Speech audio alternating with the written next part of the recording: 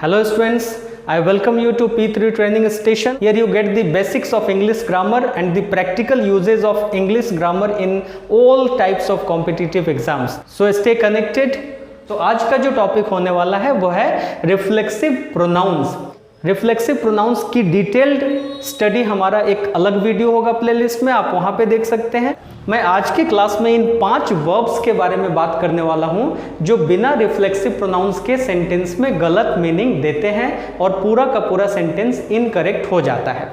लेकिन उसके पहले मैं आपको बता दूं कि रिफ्लेक्सिव प्रोनाउंस दिखते कैसे हैं। सो रिफ्लेक्सिव प्रोनाउंस कुछ ऐसे दिखते हैं।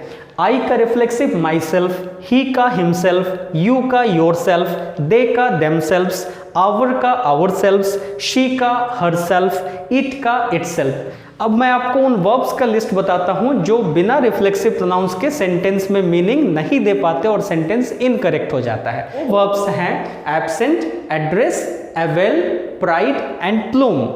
आप पहला सेंटेंस देखिए, He absents himself from the college every day. वह हर रोज अनुपस्थित हो जाता है कॉलेज में। तो यहाँ पे आपने देखा एब्सेंट के तुरंत बाद हिमसेल्फ आया है। अगर ये हिमसेल्फ नहीं होता तो ये सेंटेंस इनकरेक्ट हो जाता।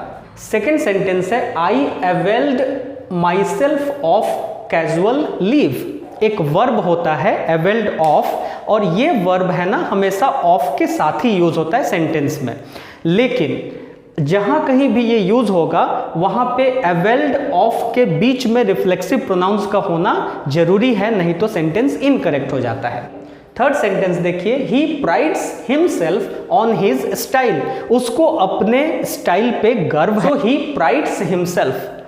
प्राइड्स के तुरंत बाद यहाँ पे हिमसेल्फ का यूज हुआ है। फोर्थ सेंटेंस में आप देखिए, he addressed himself to the chairperson. उसने खुद को चेयरपर्सन के सामने इंट्रोड्यूस किया। So addressed himself. He plumes himself on making it into law school. उसको अपने लॉ स्कूल में दाखिला लेने पे बहुत गर्व है। सो plumes himself.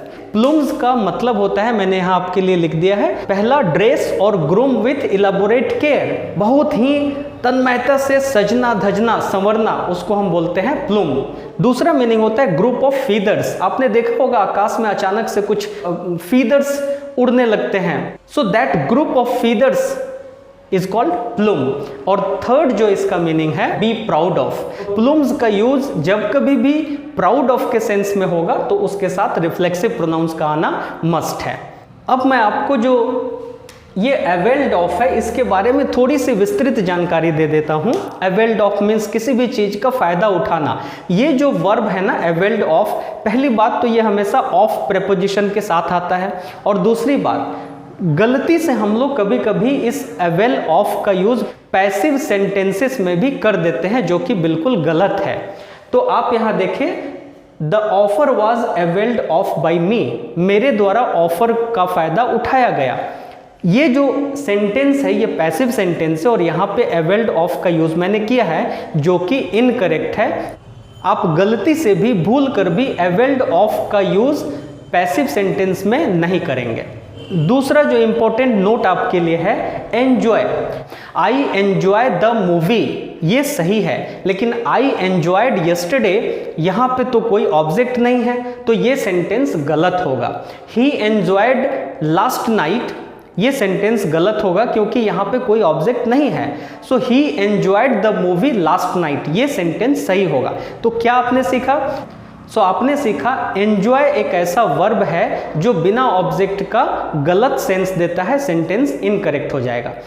By the way, किसी सेंटेंस में अगर एंजॉय के बाद में ऑब्जेक्ट नहीं है फिर भी उसे मैं कैसे सही कर सकता हूं, तो हमारे पास तरीका है रिफ्लेक्सिव प्रोनाउंस को यूज करने का।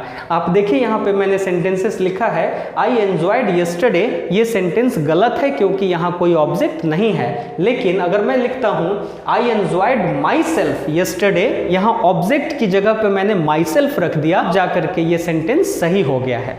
तो आज के क्लास में आपने सीखा कि ये जो 5 वर्ब्स हैं ये हमेशा रिफ्लेक्सिव प्रोनाउंस के साथ ही सेंटेंस में यूज होते हैं। फिर आपने सीखा अवेल ऑफ का यूज हम पैसिव सेंटेंस में कभी नहीं करते हैं।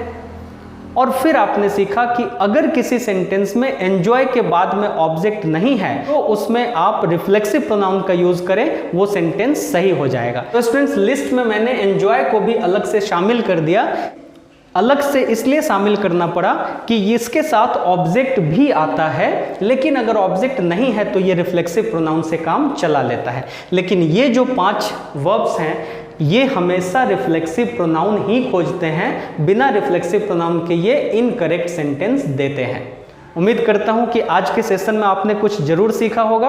अगर आपको अच्छा लगा है तो आप चैनल को सब्सक्राइब करिए। Stay connected, share with your friends, let others learn also, subscribe my channel. Thank you so much.